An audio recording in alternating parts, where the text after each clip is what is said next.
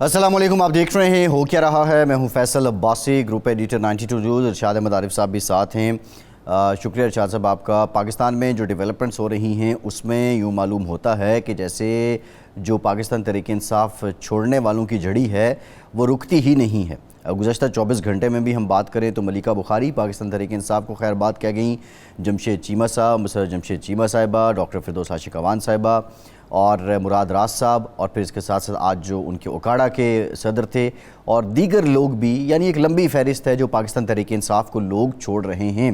बुनियादी तौर पे जो 9 मई के वाक़यात थे इन सब की लोग मज़म्मत कर रहे हैं और इन वाक़यात की बुनियाद पे वो समझते हैं कि पाकिस्तान तहरीक इंसाफ का जो एक सियासी जमात के एतबार से तशख़्ख़ुस है उसको ठेस पहुँची है। वो ऐसे किसी प्लेटफॉर्म के साथ नहीं चल सकते जो इतनी इंतहाई सतह तक पहुँच जाता है। बहरहाल अब पाकिस्तान तहरीक इंसाफ जो टूट रही है इसमें ये कितनी बिखरेगी, कितनी संवरेगी, इसमें से फर्दर ग्रुप बनेंगे या कोई नई जमात बनेगी या इसके लोग बड़ी तादाद में पीपल्स पार्टी का या पाकिस्तान मुस्लिम लीग का या नून लीग का रुख करेंगे, ये बहुत से सवालात हैं। इस सारे मामले में जो लोग मुतहर्रिक हैं आज कोशिश करेंगे प्रोग्राम में हम उनसे भी गुफ्तगू कर सकें। दूसरी अहम डेवलपमेंट है पाकिस्तान के लिए, ये अच्छी खबर सामने आई है कि जो वर्ल्ड बैंक है उसने 21 करोड़ 30 लाख डॉलर पाकिस्तान सैलाब मुतासरीन की मदद के लिए उसकी मंजूरी दे दी है।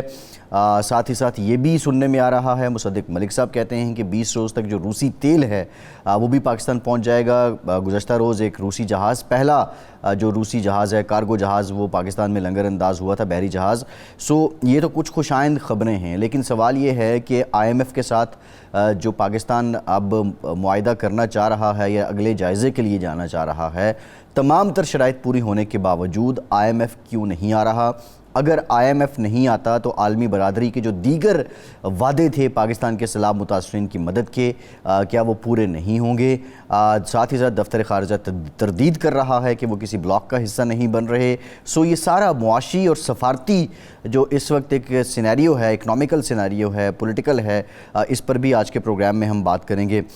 लेकिन इरशाद साहब, अब मैं चाहूँगा कि ज़रा सियासी ही हम सिलसिला शुरू करते हैं।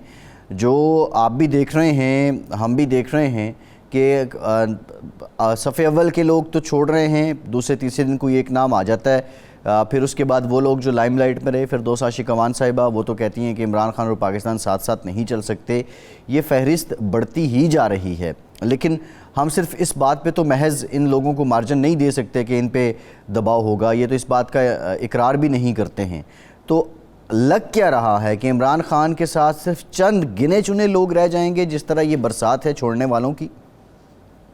देखें, तहरीक इंसाफ पर तो आजकल ये शेर सादिक आता है, इस दिल के टुकड़े हजार हुए, कोई यहाँ गिरा कोई वहाँ गिरा।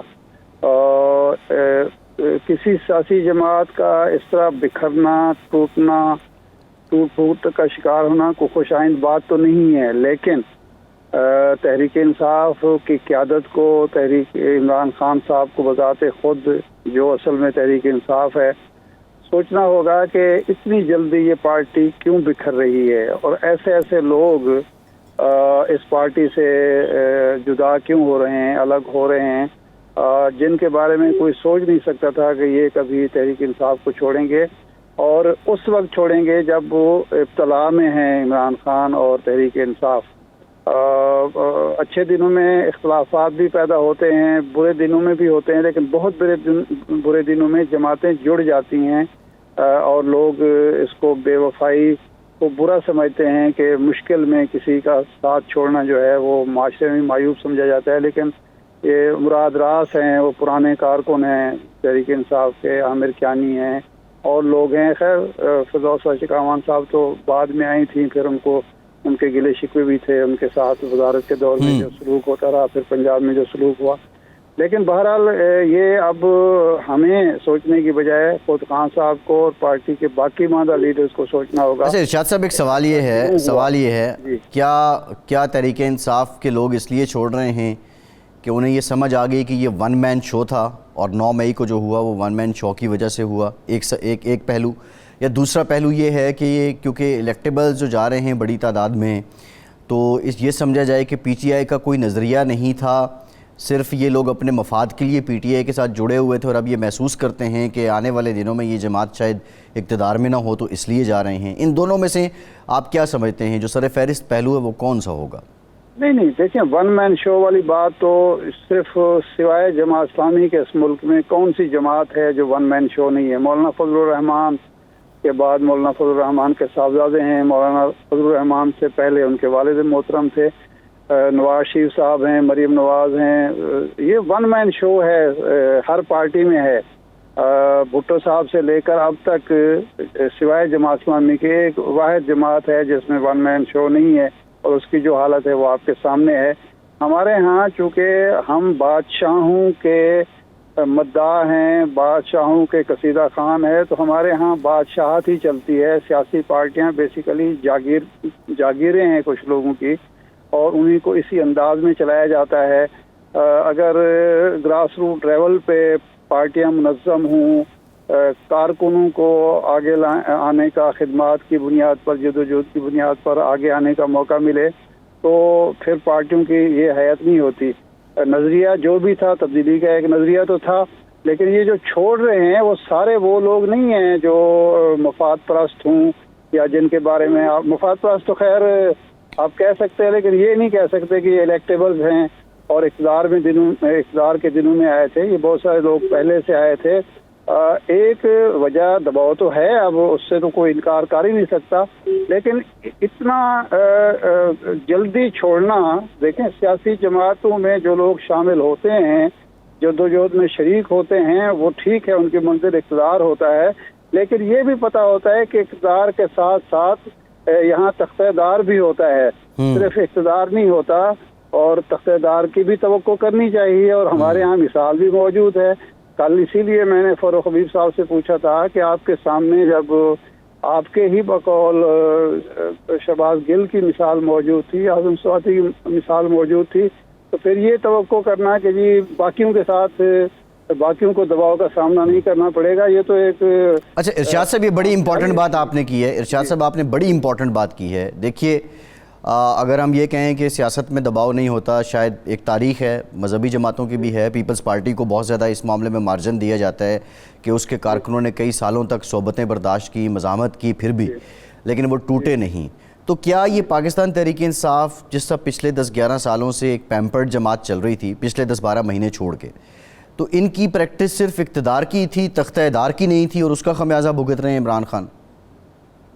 نہیں، دیکھیں ہوا یہ ہے کہ عمران خان صاحب نے جو سٹانس لیا ہے، اور عمران خان صاحب نے جس استقامت کا یا ثابت قدمی کا مظاہرہ کیا ہے، باقی جماعتوں کی لیڈرشپ وہ نہیں کر سکی۔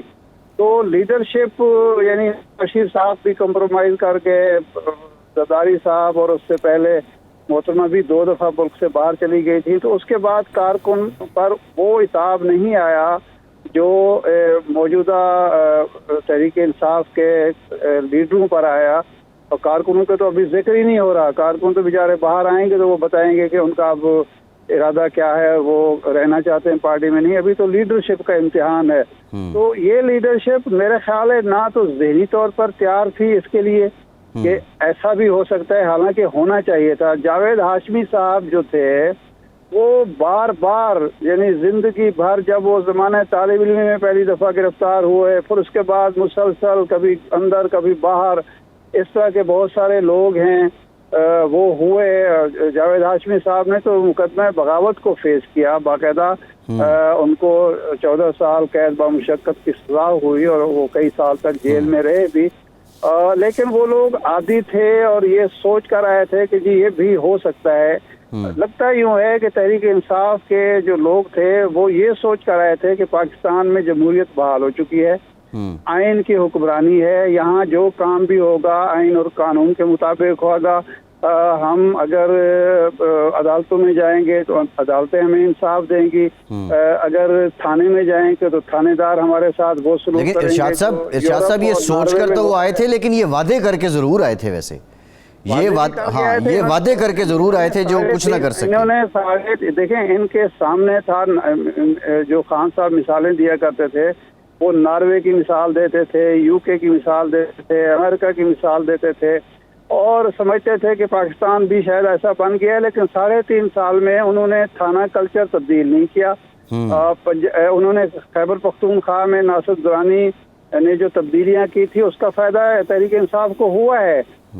وہاں صورتحال وہ نہیں ہے جو پنجاب میں ہے۔ پنجاب میں انہوں نے جب اقتدار ان کو ملا تو انہوں نے یہ صوبہ حوالے کیا بزدار صاحب کے، اور ناصر درانی کو صرف اس وجہ سے الگ ہونا پڑا، استعفیٰ دینا پڑا کہ وہ پنجاب پولیس کو بھی صوبہ سرحد کی پولیس کی طرح قاعدے قانون کی پابند بنانا چاہتے تھے، جس میں وہ ناکام ہوئے، اور انہوں نے جب استعفیٰ دیا تو خان صاحب نے کسی تاخیر کے بغیر وہ استعفیٰ قبول کر لیا، اور آج وہ سوچتے ہوں گے کہ کاش ناصر درانی جو تبدیلیاں لانا چاہتے تھے یا تھانہ کلچر تبدیل کرنا چاہتے تھے، اور پولیس کے افسران کو جو وہ چاہتے تھے کہ قانون کی پابندی کریں، اگر میں ان کو نہ روکتا عثمان بزدار کے کہنے پر یا آصم جمیل گجر کے کہنے پر، شاید آج صورتحال وہ نہ ہوتی جو پیش آ رہی ہے۔ اچھا ارشاد صاحب، اب معاملہ یہ ہے، اس بنیاد پر اگر یہ ساری تحریک چلا رہے تھے تو پھر میرا خیال ہے انہیں سوچنا ہوگا کہ وہ غلطی پر تھے۔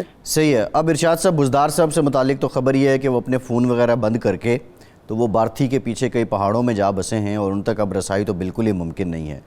تو ویسے بھی وہ خوش قسمت ہیں، وہ گرفتار ابھی تک نہیں ہوئے ہیں۔ دوسرا جو اہم بات ہے، ہم ذرا اس کا 2 مہینے 4 مہینے بعد دیکھیں، جس تناسب سے یہ لوگ چھوڑ رہے ہیں، ان میں بہت سے لوگ ہیں فل ٹائم سیاستدان، انہوں نے کرنی ہی سیاست ہے۔ اب مسلم لیگ قاف کی طرف بھی ایک جھکاؤ سامنے آتا ہے، جہانگیر ترین صاحب کا بھی ایک مشن ہے، شاہ محمود قریشی صاحب یا پرویز الہی صاحب جو ہیں ان کی ابھی کوئی ڈائریکشن سامنے نہیں آئی ہے، اور اسد عمر صاحب نے دونوں جانب کے دروازے کھلے رکھے ہیں۔ یہ پی ٹی آئی فردر کتنے گروپس میں آپ سمجھتے ہیں کہ یہ سپلٹ ہوگی، اور کیا اب یہ جماعت سے پریشر پالیٹکس کی حد تک ہی رہ جائے گی، وہ قومی سطح پہ یہ لائم لائٹ والا سلسلہ اب ختم ہو چکا ہے؟ نہیں، میں ایسا نہیں سمجھتا۔ سیاسی جماعتیں جو ہیں نہ اس طرح ختم ہوتی ہیں نہ اس طرح کمزور ہوتی ہیں۔ دیکھیں، یہ جو یہ پاکستان میں جو سیاست ہے وہ پیری مریدی سے بس تھوڑی سے فاصلے پر ہے۔ میں اگر یہ کہوں کہ یہاں جو لیڈر ہوتا ہے وہ روحانی پیشوا بھی ساتھ ساتھ ہوتا ہے۔ بھٹو صاحب کی آپ مثال لے لیں، محترم بے نظیر کی مثال لے لیں، نواز شریف کی مثال لے لیں، زرداری صاحب، اور اب بلاول صاحب کے ہیں۔ بلاول صاحب کے جب ابھی تو ماشاءاللہ وزیر خارجہ بھی ہیں اور عمر بھی ان کی 30 سے اوپر چلی گئی ہے، لیکن جب وہ 22-23 سال کے تھے، 25 سال کے تھے، تو کتنے بڑے قداور لوگ جو ہیں وہ ان کے پیچھے ہاتھ باندھ کر کھڑے ہوتے تھے۔ سابق وزیر اعظم، سابق اسپیکر قومی اسمبلی، سابق وفاقی وزراء، سابق گورنر۔ تو ہمارے ہاں یہ پیری مریدی ہوتی ہے، اور پیری مریدی اتنی جلدی ختم نہیں ہوتی، یہ رومانس ہوتا ہے، اور رومانس جو ہے وہ اتنی جلدی ختم نہیں ہوتا۔ لیکن سیاسی جماعتیں کمزور ہوتی ہیں، سیاسی جماعتیں حصوں بخروں میں تقسیم ہوتی ہیں۔ ہمارے سامنے پیپلز پارٹی کی مثال موجود ہے، مسلم لیگ نون کی مثال موجود ہے۔ اس سے پہلے دیکھیں جتنی تعداد میں ابھی لوگ الگ ہوئے ہیں، اس سے زیادہ تعداد میں مسلم لیگ نون کے لوگ 2002 میں، اس سے پہلے الگ ہوئے تھے۔ وہ 150 سیٹوں والی جماعت جو ہے اچانک وہ جناب 21 سیٹوں پر ہو گئی تھی، محدود ہو گئی تھی۔ تو یہ ہمارا ایک کلچر ہے۔ ارشاد صاحب، وہ سمجھ آتی ہے بات کی کہ 10 سیٹوں کے ساتھ پرویز الہی صاحب وزیر اعلیٰ بن گئے، مطلب یہ اس حقیقت کو ہم جھٹلا نہیں سکتے کہ ریلیٹیولی آپ امپورٹنس تو آپ کی رہتی ہی ہے۔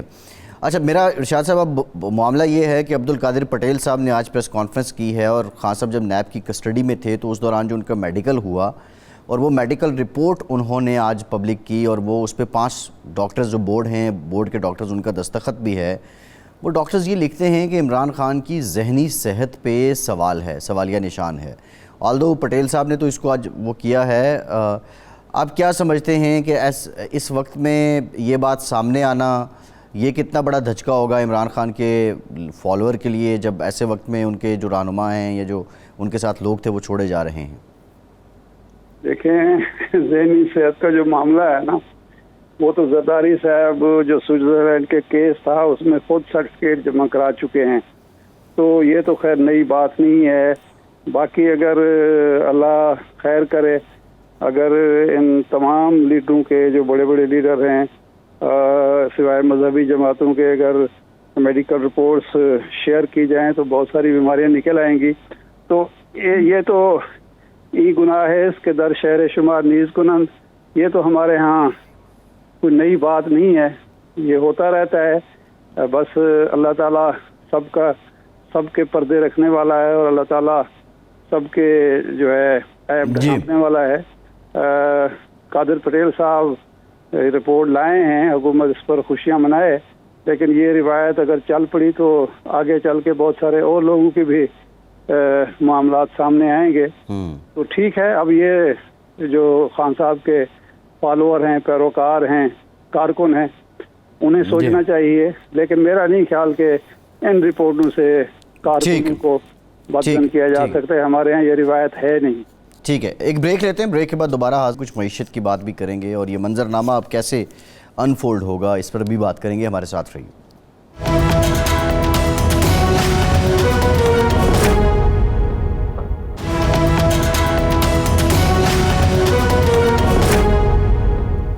بریک کے بعد ایک بار پھر سے آپ کا خیر مقدم کریں گے. سینیٹر کامران مرتضیٰ صاحب JUI کے سینیٹر ہیں, مایناز قانون دان ہیں, ہمیں جوائن کر چکے ہیں. کامران صاحب, thank you very much for your time. Kamran صاحب, جو آڈیو لیک سے متعلق تحقیقاتی کمیشن ہے, اس کو چیلنج کیا گیا. سپریم کورٹ میں آج سماعت بھی ہوئی. اس موقع پہ چیف جسٹس آف پاکستان نے یہ ریمارکس دیے کہ حکومت کسی جج کو اپنی مرضی کے مطابق بینچ میں نہیں بٹھا سکتی. ہم نے سوال پوچھا تھا کہ 184B میں لکھا ہے کم از کم 5 ججز کا بینچ ہو. اگر آپ نے ہم سے مشورہ کیا ہوتا تو ہم آپ کو بتاتے. 9 مئی کے واقعے کا یہ فائدہ ہوا کہ جوڈیشری کے خلاف بیان بازی جو ہو رہی تھی وہ ختم ہو گئی. کامران مرتضیٰ صاحب, کیا تحقیقاتی کمیشن کے لیے چیف جسٹس آف پاکستان سے مشاورت یا ان کا کنسنٹ ضروری نہیں ہوتا؟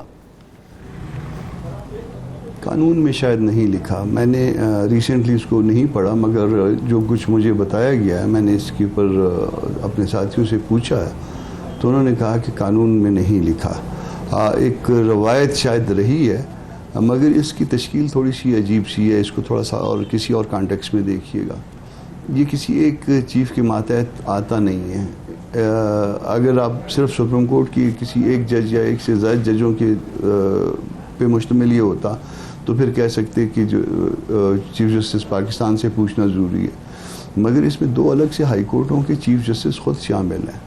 تو میرا خیال ہے کہ اس میں کسی قانون کی شاید وائلیشن نہیں ہوئی. چیف صاحب کا اگر یہ خیال ہے کہ ان سے پوچھا جانا چاہیے تھا تو ہائی کورٹیں یا پھر اسلام آباد ہائی کورٹ ان کے اس طرح سے ماتحت نہیں ہیں, بلکہ کسی طرح سے ماتحت نہیں ہے. صرف ان کی ججمنٹس کو وہ انڈو کر سکتے ہیں, باقی اس میں سب آرڈینیشن نہیں ہے اس طرح سے. وہ بھی کانسٹیٹیوشنل کورٹ ہیں, کانسٹیٹیوشن نے ان کو کریٹ کیا. کامران مرتضیٰ صاحب یہاں ایک ایشو ہے. کامران صاحب, ایک ایشو ہے کہ جو چیف جسٹس صاحب نے بات کی ہے کہ اگر آپ سپریم کورٹ کے کسی جج کو کسی کمیشن کا حصہ بنانا چاہتے ہیں تو اس کے لیے ضروری ہے کہ چیف جسٹس سے کنسلٹ کیا جائے, ان سے کہا جائے کہ ہم اس جج کو لینا چاہتے ہیں. کیا یہ کسی جج کو لینا بھی حکومت کی ثوابدید پر ہے؟ چیف جسٹس سے کنسلٹ کرنا یا چیف جسٹس سے پوچھنا ضروری نہیں ہے؟ قانون میں نے وہی پہلے عرض کیا تھا کہ شاید قانون میں ایسی بات نہیں لکھی ہوئی, اور یہ ایک طرح سے ایک روایت آپ سمجھ لیجئے کہ وہ روایت ہوتی ہے کہ چیف جسٹس کو خط لکھا جاتا ہے.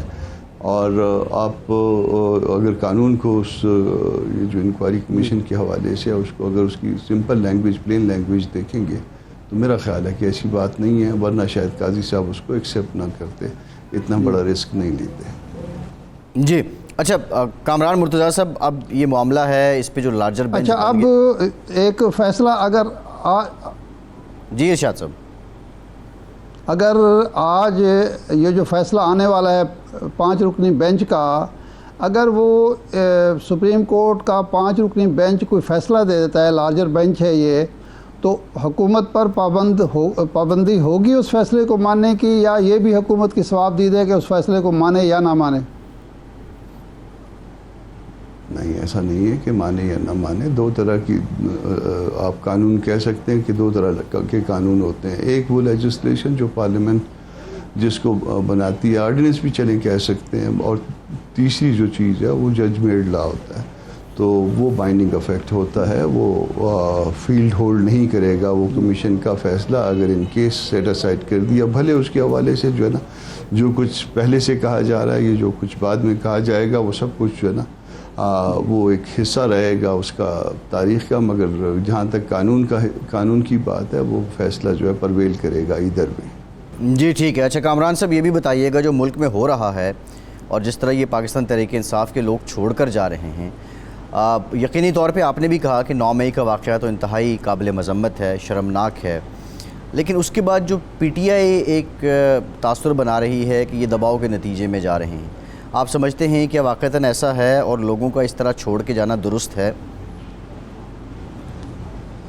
دیکھیے دونوں طرف سے نیریٹو بنایا جا سکتا ہے، مگر اس میں پرائمری ایویڈنس کیا ہو سکتی ہے؟ خدا نخواستہ میں کسی پارٹی کا ممبر ہوتے ہوئے اس کو چھوڑ کے جا رہا ہوں تو پرائمری ایویڈنس میرا اپنا سٹیٹمنٹ ہوگا. جن 50 سے 100 لوگوں جو مطلب قابل ذکر جو 50 سے 100 لوگ جو ہے نا وہ اب تک چھوڑ کے گئے ہیں، وہ کیا ان میں سے کسی ایک نے بھی یہ کمپلین کی ہے؟ اگر نہیں کمپلین کی ہے تو ہم ایویڈنس پہ جائیں گے. تو اس وقت تو کوئی کمپلین نہیں کر رہا، اور فرض کریے کہ بعد میں کسی سٹیج پہ کوئی شخص جو ہے یہ کمپلین کرتا بھی ہے تو وہ آفٹر تھاٹ ہو جائے گی. اب جو کسی کو کہنا ہے وہ کہیں. پولیٹیکل ورکر، ہم پولیٹیکل ورکر ہیں، ہم کو پچھلے دور میں ہمیں تکلیفیں بھی پہنچائیں گے عمران خان گورنمنٹ کی طرف سے، پی ٹی آئی کی طرف سے، مگر اس کے باوجود ہم اپنی جگہ پہ کھڑے ہیں، اور خدا نخواستہ کبھی ایسا وقت آیا بھی تو کھڑے رہیں گے اپنی پارٹی کے ساتھ. اب آپ یہ دیکھیے نا کہ اگر ایک شخص جو فیڈرل منسٹر رہا ہے، ایم این اے رہا ہے، سینیٹر رہا ہے، پروونشل منسٹر رہا ہے، اگر وہ چھوڑ کے چلا جاتا ہے پارٹی کو اس ایسے وقت میں کسی دباؤ کے نتیجے میں، تو آپ یہ پھر سیفلی کہہ سکتے ہیں وہ پولیٹیکل ورکر نہیں تھا، وہ کہیں سے آیا تھا اور کہیں چلا گیا.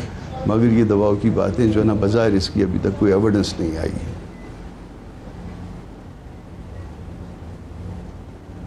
جی ارشاد صاحب. کامران صاحب، یہ پی ڈی ایم کی طرف سے مسلسل یہ بات کہی جاتی تھی، خاص طور پر مسلم لیگ نون کی طرف سے، مریم صاحبہ کی طرف سے، کہ لیول پلینگ فیلڈ ہونی چاہیے پھر ہم الیکشن میں جائیں گے. تو اب جس طرح سے توڑ پھوڑ ہوئی ہے پی ٹی آئی کی کہ سیکرٹری جنرل بھی چلے گئے، کئی عہدیدار اور بھی چلے گئے، باقی لوگ بھی جا رہے ہیں اور چلے جائیں گے، تو اب لیول پلینگ فیلڈ مل گئی ہے پی ڈی ایم کو، اب الیکشن ہو جائیں گے وقت پر؟ کیونکہ پہلے تو کہا جاتا تھا کہ 1 سال کے لیے ملتوی بھی ہو سکتے ہیں. دیکھیے عرض یہ ہے کہ پی ڈی ایم جو ہے نا کوئی ابھی تک انتخابی اتحاد نہیں ہے. میں جے یو آئی کے ایک ورکر کے طور پہ اپنی رائے دے سکتا ہوں. جے یو آئی کو نہ ان سے پہلے کوئی ایشو تھا نہ اب کوئی ایشو ہے. جے یو آئی پہلے بھی سمجھتی تھی کہ ہم اپنے حلقوں میں الیکشن لڑ سکتے ہیں اور ہمارے پاس جو ہے نا وہ اتنی طاقت ہے کہ ہم اپنے علاقوں میں اپنی سیٹیں نکال پائیں گے. اب بھی ہم یہ سمجھتے ہیں کہ ہم جو ہے نا وہ اپنے طور پہ بہتر پرفارم کر سکیں گے. دوسری پارٹیوں کے اگر کوئی ان کی ریزرویشنز تھیں یا ان کی اپنی کوئی چاہت یا ان کی اپنی کوئی نظریات تھے تو ظاہر ہے وہ اپنے نظریات کے لیے جو ہے نا خود زیادہ بہتر جواب دے سکتے ہیں.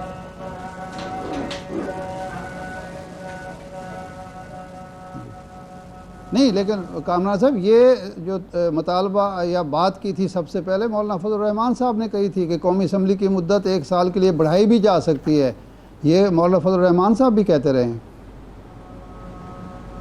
ایسا ہے کہ اگر آپ یہ کہنا شروع کر دیں کہ قومی اسمبلی آج توڑ دیں یا کوئی اسمبلی آج توڑ دیں تو دوسری طرف سے جو ہے نا وہ پھر عذرا تعفن یا کسی بھی سینس میں دوسرے کو زج کرنے کے لیے یہ کہا جا سکتا ہے کہ نہیں 1 سال بڑھائی بھی جا سکتی ہے. بڑھائی تو جا سکتی ہے مگر وہ پھر کوئی آپ بعض چیزیں کھینچ کے آپ لے جا سکتے ہیں نا آگے. قانون میں تو ایسی گنجائش موجود ہے، آپ اس کا جائز استعمال کریں یا جائز استعمال نہ کریں. مگر بہرحال اگر آپ ایک بات کہیں یا تو آپ کی بات کے جواب میں سیاسی جواب تو آئے گا نا اس کا. صحیح، ٹھیک، بہت شکریہ سینیٹر کامران مرتضیٰ. کے وقت کا ایک بریک کے بعد دوبارہ حاضر ہوتے ہیں.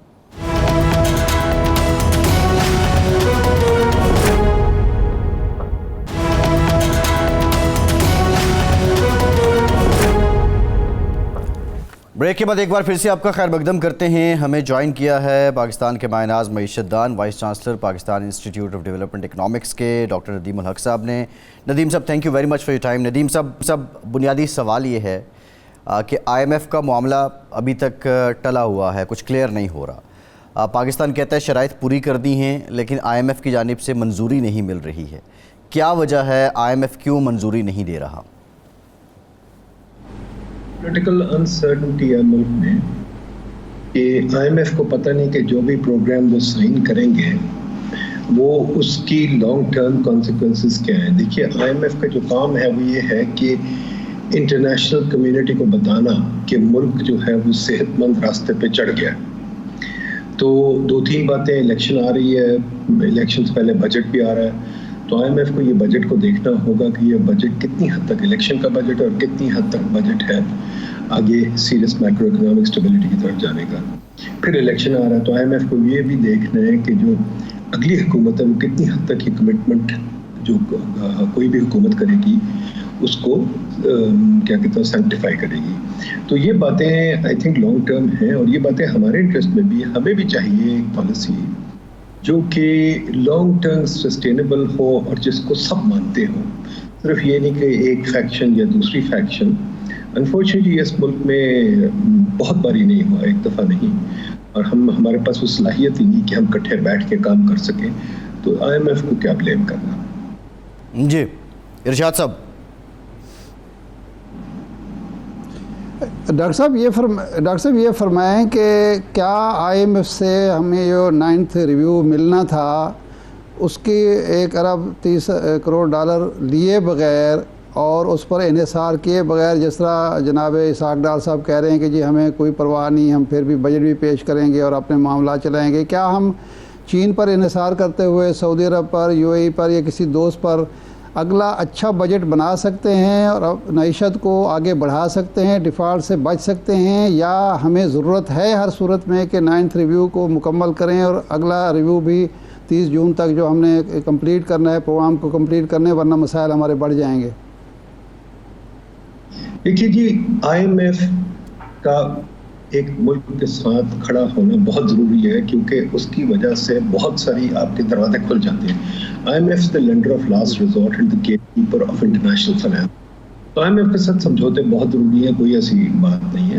بٹ یہ کہنا کہ آئی ایم ایف کے بغیر گزارا نہیں ہو سکتا ہے بھی بات غلط ہے. آئی ایم ایف کے بغیر گزارا ہو سکتا ہے, بالکل ہو سکتا ہے, اور اس طرح ہو سکتا ہے کہ آپ اپنی ٹف چوائسز لیں. مہاتر نے 1997 میں آئی ایم ایف کے بغیر گزارا, اور مہاتر نے پھر بڑی ٹف چوائسز میک کی تھی اور اس نے بہت ٹف گھر میں کام کیے تھے, تو ہو سکتا ہے کام. دوسری یہ چیز ہے کہ ہاں آپ کے دوست اگر آپ کے بہت اچھے دوست ہیں, مہربان ہیں, تو ضرور آپ کو مدد کر سکتے ہیں اور اپنا کام چلا سکتے ہیں. بٹ ایک چیز جس کو ہم سب کو سمجھنا چاہیے, سارے پاکستانی شہریوں کو, ساری پولیٹیکل پارٹیز کو, یہ کہہ دینا کہ آئی ایم ایف آ جائے, باہر سے لوگ آ جائے, وہ سب ٹھیک ہے. مسئلہ گھر میں ہے ہمارا, مسئلہ باہر نہیں ہے.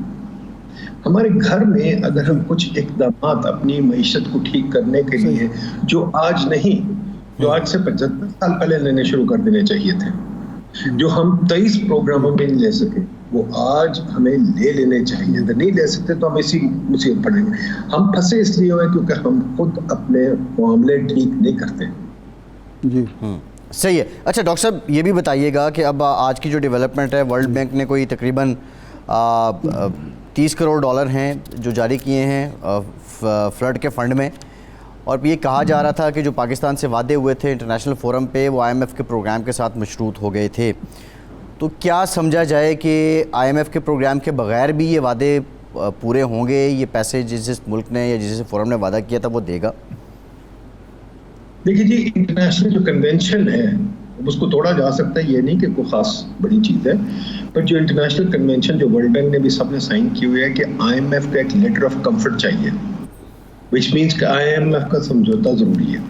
اب یہ نہیں میں کہتا کہ وہ کوئی قرآن کی میں لکھی ہوئی بات ہے, ضرور بدل بھی سکتے ہیں, بٹ بیشتر ابھی تک جو دیکھا گیا ہے کہ آئی ایم ایف کی سے سو کے باقی لوگوں کو پیسے دینا بہت مشکل ہوتا ہے. ہاں ورلڈ بینک وغیرہ تو بہت مشکل ہے, بٹ باقی چینی وینی یہ وہ کچھ کر سکتے ہیں. بٹ میں بار بار آپ کے اس بات پہ آتا ہوں, میرا خیال میڈیا کو سمجھنے کی ضرورت ہے, کیونکہ میڈیا سوچتا ہے کہ ہمارا پیسہ صرف, ہمارا معاملہ صرف یہ ہے کہ باہر سے پیسے آ جائیں. تو یہ جی میرا خیال ایک بگڑے ہوئے بچے والی بات ہے. بگڑا ہوا بچہ بھی یہی سمجھتا ہے کہ کوئی مجھے آ کے سب کچھ دے دے, میں خود کام نہیں کروں گا. میں بار بار یہ آپ کو کہتا ہوں کہ یہ آئی ایم ایف کا مسئلہ ہی نہیں, باہر کے لوگوں کا مسئلہ ہی نہیں, مسئلہ ہمارا ہے.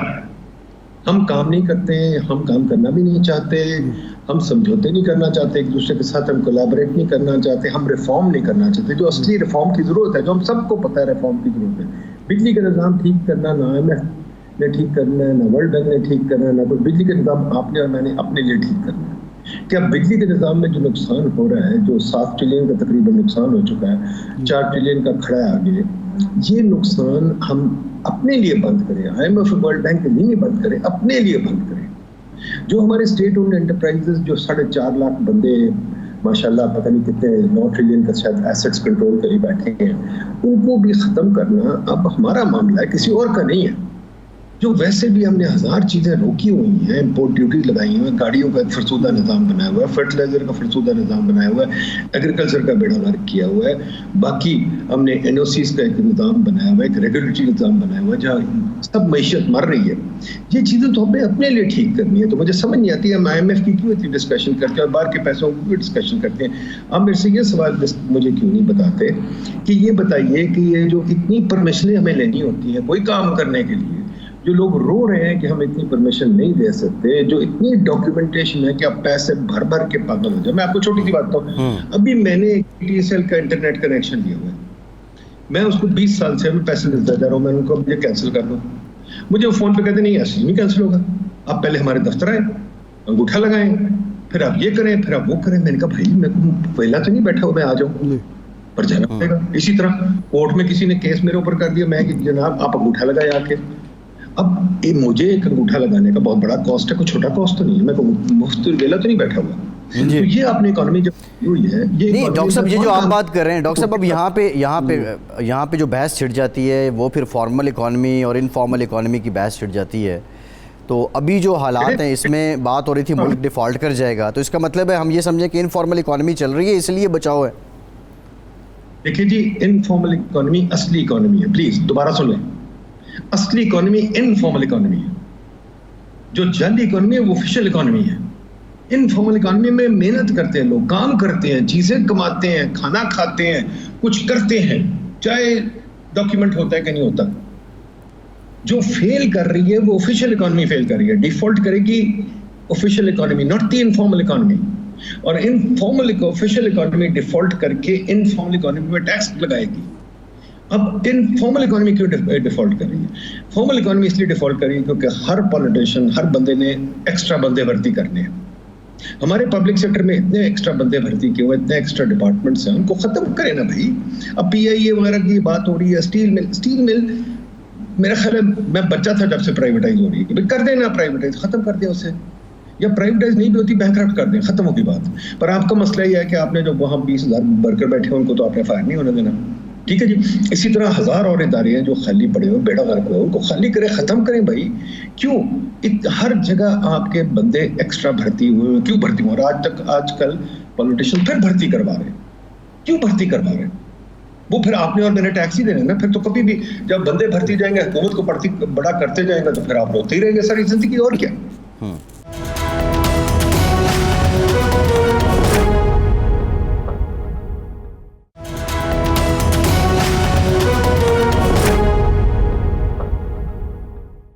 ڈاکٹر صاحب یہ فرمائیں کہ یہ جو کچھ آپ کہہ رہے ہیں یہ حقیقت ہے. IMF بھی ہمیں یہی سمجھا رہا ہے کہ آپ اپنے اوپر انحصار کریں, اسٹرکچر چینجز کریں, باقی جو اقدامات کریں.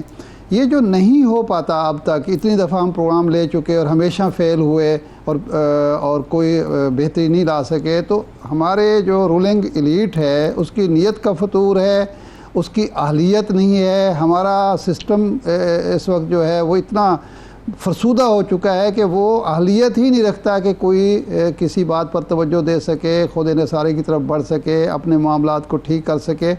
آپ کے نزدیک نیت کا فطور ہے, اہلیت کی کمی ہے, یا کچھ اور خرابی ہے؟ دیکھیے جی, پہلی چیز تو رولنگ ایلیٹ کو ڈیفائن کر لیں. رولنگ ایلیٹ کون ہے؟ میرے نظریے میں تو رولنگ ایلیٹ بڑی سمپل ہے. رولنگ ایلیٹ آپ کے آفیشل تھے, آپ کے آفیشل, خاص طور پہ آپ کی جو DMG ہے وہ رولنگ ایلیٹ ہے. ٹھیک ہے جی. میرے نظریے میں جو ہے کیا کہتے ہیں, رولنگ ایلیٹ آپ کی جوڈیشری اور یہ لوگ ہیں.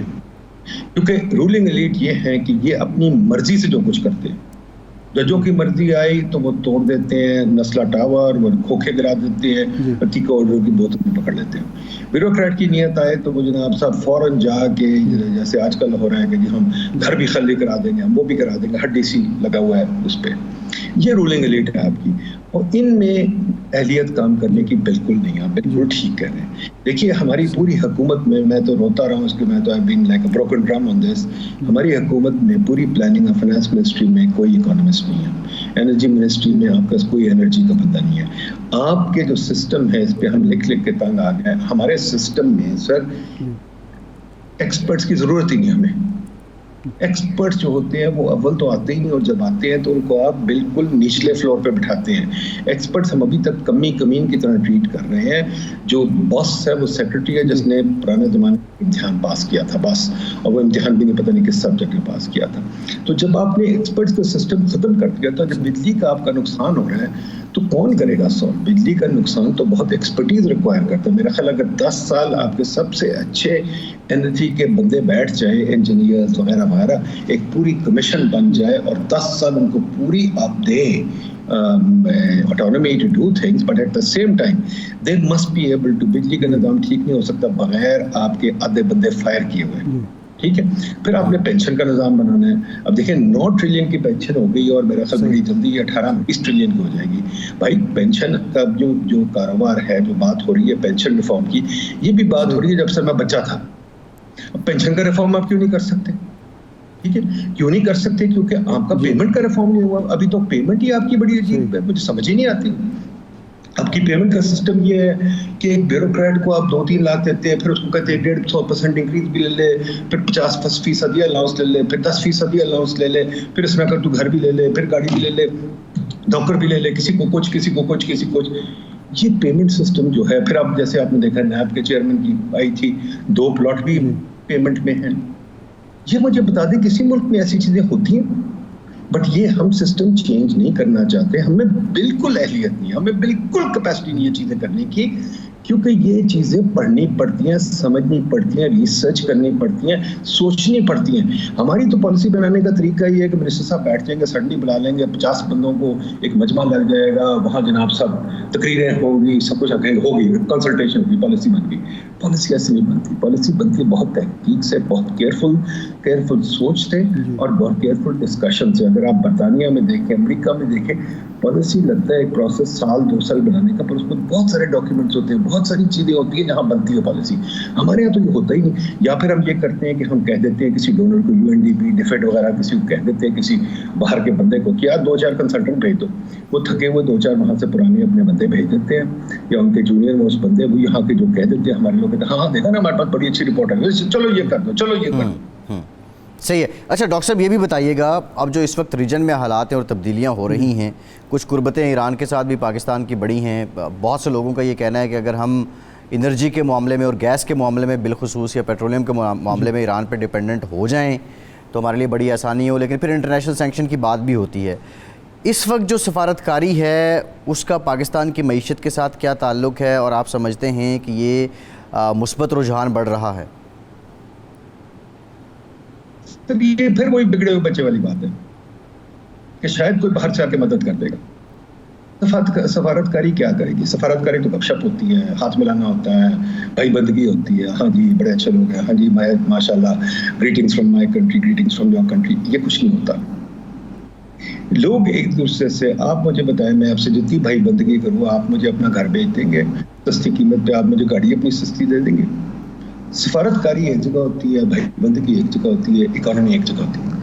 इकोनॉमी चलती है रियल चीज़ों पे कि आप मुझे क्या दे सकते हैं, मैं आपको क्या दे सकता हूँ। अगर मैं आपको घर की अच्छी कीमत दे सकता हूँ, मुझे दे देंगे। अगर मैं नहीं दे सकता, जितनी मर्जी सफारतकारी करूँ, कोई नहीं होगा, कुछ नहीं होगा। तो देखिए सफारतकारी वगैरह छोड़ दें, खुदा के वास्ते बाहर देखना छोड़ दें, घर के अंदर देखें। घर के बाहर कुछ नहीं है, घर के अंदर जब अपने इतने मसले डाले, सही, आपसे कुछ भी नहीं होता, कोई काम नहीं होता जी, कोई काम नहीं। तो फिर क्या आप चाह रहे हैं दुनिया से? दुनिया क्या आपको करे? डॉक्टर साहब कता कलामी की माफ़ी, टाइम खत्म हो रहा है, टाइम खत्म हो रहा है। डॉक्टर साहब बहुत शुक्रिया आपका, इरशाद साहब आपका शुक्रिया। आज के प्रोग्राम से इतना ही, इजाज़त दीजिए।